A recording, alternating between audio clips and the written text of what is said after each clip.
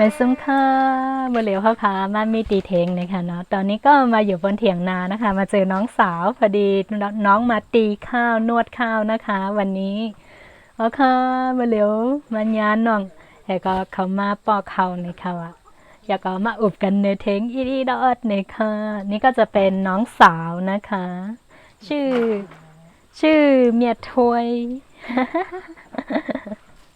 เดี๋ยววันนี้ก็จะมาคุยกับน้องนิดหน่อยนะคะเกี่ยวกับการใช้ชีวิตการเป็นสะใภ้บ้านการเป็นสะใภ้ไทยใหญ่เป็นยังไงนะคะ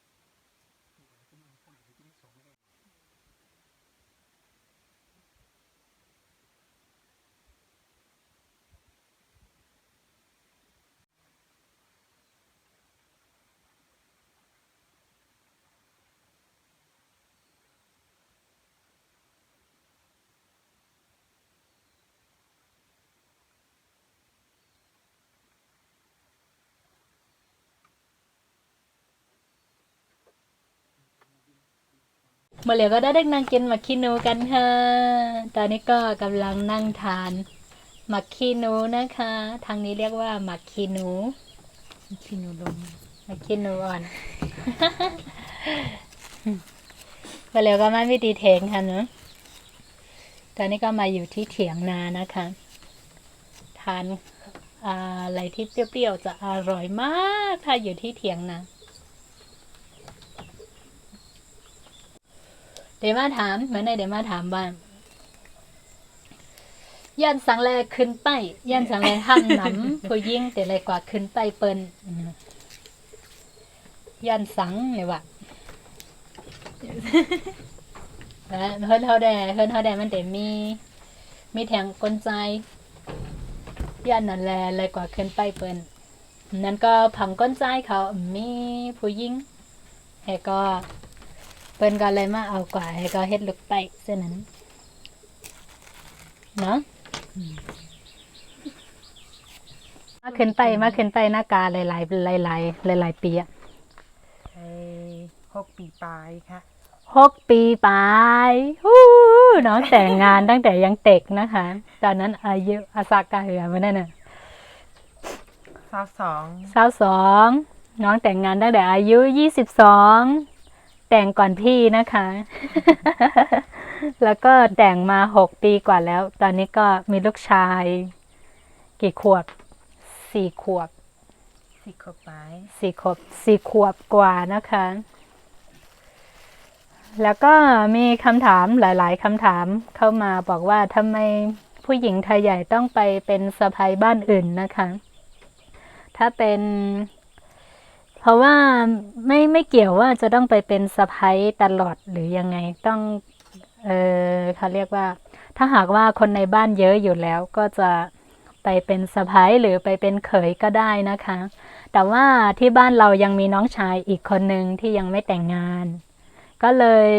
ที่บ้านก็จะไว้ให้น้องชายนะคะนอกนั้นก็จะไปเป็นสะใภ้หรือออกอยู่บ้านเองหรือไปเป็นเขยบ้านอื่นนั่นเองค่ะเกี่ยวค่ะขึ้นไปอ่ะมองปกจบมองปกมจบค่ะ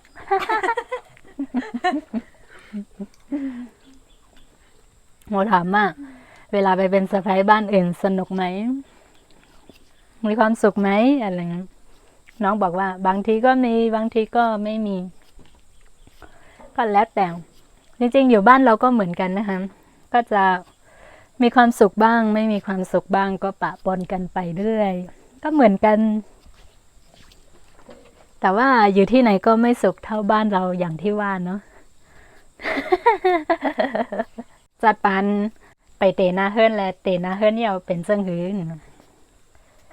มือ ไปเตหน้าเฮือนได้ก็เกี่ยวกะตั้งอยู่มีหน้าเฮือนเนี่ยก็เกี่ยวกะตั้งเกี่ยวตั้งไหลตั้งนั่น เกี่ยวดังอะไรดังนั่น เกี่ยวตั้งไหลตั้งนั่น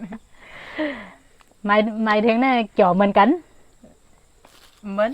เหมือน อะไรเกี่ยวให้อะไร เป็นสาวเกี่ยวให้เป็น เมเฮิรน เมเฮิรนอย่างเนี่ยเป็นเมเฮิรนเนี่ยติเลยวนลองนาการ ลองนะเฮิรนถามน้องสาวว่าชีวิตนะคะ หลังแต่งงานกับก่อนแต่งงานแตกต่างกันอย่างไรนะคะ น้องตอบว่าก็มีความสุขคนละแบบเพราะว่า ตอนยังไม่แต่งงานก็สนุกอีกแบบหนึ่งตอนแต่งงานก็สนุกอีกแบบหนึ่งนะคะ แต่ว่าอันไหนสนุกมากกว่าโมถามอย่างนี้ น้องบอกว่าตอนเป็นสาวสนุกกว่า เพราะว่าไม่ต้องคิดอะไรมากใช่ไหมคะ และชอบตอนเป็นสาวมากกว่า น้องบอกอย่างนี้ เพราะว่าตอนหลังแต่งงานเราก็ต้องคิดนู่นคิดนี่เกี่ยวกับการบ้านการเรือน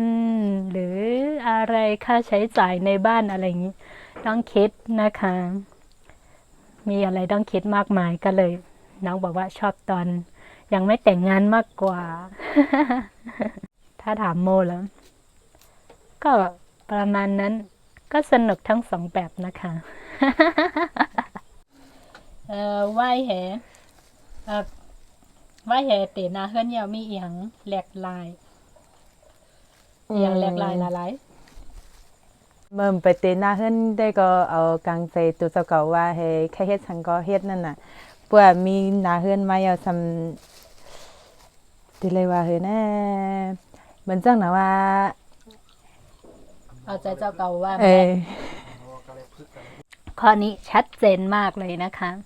เพราะว่าหลังจากน้องแต่งงานนะคะ ตอนอยู่บ้านสังเกตง่ายๆ น้องจะทำอะไรไม่เป็นเลยแม้กระทั่งกับข้าวนะคะ แต่พอแต่งงานหลังแต่งงานแล้วนะคะ กับข้าวทำเป็นทุกอย่าง ตอนนี้คือเก่งกว่าโมอีก โมยังทำไม่เป็นเลยบางอย่างนะคะ และอะไร ก็ถือว่าโอเคขึ้น ตอนนี้ก็ตอนเวลางานบุญงานอะไรใช่ไหมคะ เวลาทำกับข้าว น้องก็จะเป็นหัวหม้อเลยนะคะ ไม่ใช่แค่ว่าทำเป็น ทำแบบเลี้ยงทำแบบหม้อใหญ่ ๆ อะไร เลี้ยงคนทั้งหมู่บ้านได้เลย โมยังทำไม่ได้ถึงขนาดนั้น อันนี้คือแตกต่างอย่างเห็นได้ชัดเลย ถือว่าไม่ว่าสาวหรือคนไหนอะไรที่ไปเป็นสะพ้ายหรืออะไร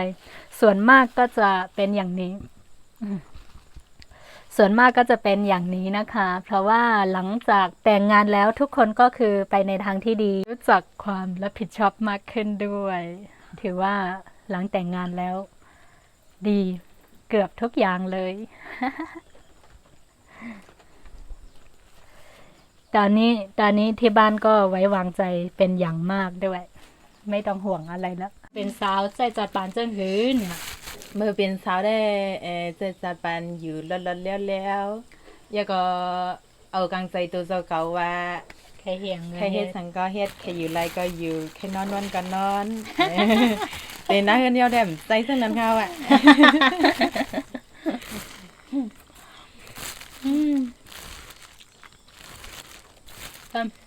กินก่อน ถามน้อง โมถามน้องว่า ตอนเป็นสาวใช้ชีวิตอย่างไรนะคะ น้องบอกว่าตอนเป็นสาวใช้ชีวิตแบบสะดวกสบายมาก อยากทำก็ทำไม่อยากทำก็ไม่ทำเลยนะคะ ก็จะเอาใจเขาเรียกว่าอะไรเอาใจเจ้าเก่าว่าจะเรียกว่าเฮ้ยน่าก็จะอยู่แบบตามใจแล้วที่บ้านก็บังเอิญมีน้องอยู่บ้านตอนนั้นโมไปอยู่ประเทศไทย ก็จะมีแค่คนเดียวใช่ไหมคะพ่อแม่ก็จะตามใจหน่อยก็เลย เป็นเด็กดื้อนิดๆ แต่ว่าหลังจากแต่งงานเปลี่ยนไปเยอะมากค่ะ ก็เป็นคนแบบว่ารู้จักรับผิดชอบในบ้าน รู้จักรับผิดชอบครอบครัวตัวเอง แล้วก็รู้จักช่วยเหลือพี่ญาติพี่น้อง การนี้ดีเกือบทุกอย่างเลยดีกว่าโมก็ว่าได้โพเจ้าเก่าหนาเป็นจังเห็นเป็นก้นจังเห็น ก็รี ก็รีโมถามน้องว่าสามีเป็นยังไงเป็นคนยังไงนะคะ เท่าที่โมเห็นนะคะ สามีน้องเป็นคนดีด้วย เวลาทำกับข้าวก็จะช่วยๆกันเวลาล้างจานอะไรอย่างนี้ก็จะช่วยๆกันตลอดเลยส่วนมากน้องแทบไม่ได้ทำคนเดียวเลยนะคะ ส่วนมากก็จะมีสามีช่วยทำตลอด ถ้าเป็นเนื้อสัตว์อะไรอย่างนี้ ส่วนมากสามีเป็นคนทำโมมานอนที่บ้านนะคะ ก็จะเห็นช่วยๆกัน ถ้าเป็นคนดี นิสัยดีน่ารัก ก็แค่นี้ค่ะโอค่ะ งั้นขอจบคลิปเพียงเท่านี้ก่อนนะคะ เจอกันใหม่ในคลิปวิดีโอหน้าค่ะไปซึ่งค่ะ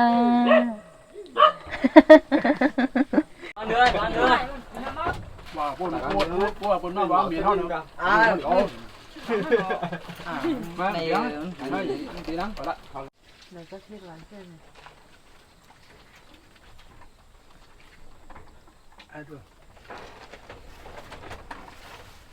ก็ติดมาป่อย่องขับเอาไว้น้ำนั้นเขาไม่มีอาชาเจ้าคนนี้น้องป้าวันที่เขาถ่ายกันมันดับมันก็cầm hút chắc là có đấy cầm hút chắc lý ngăn là có hút chắc hút cấu này là cấu nhưng còn đèn phát đi đây cũng có tê còn vài năm baoมันติดป้ายอะไรพวกหนังยุ่นแหละ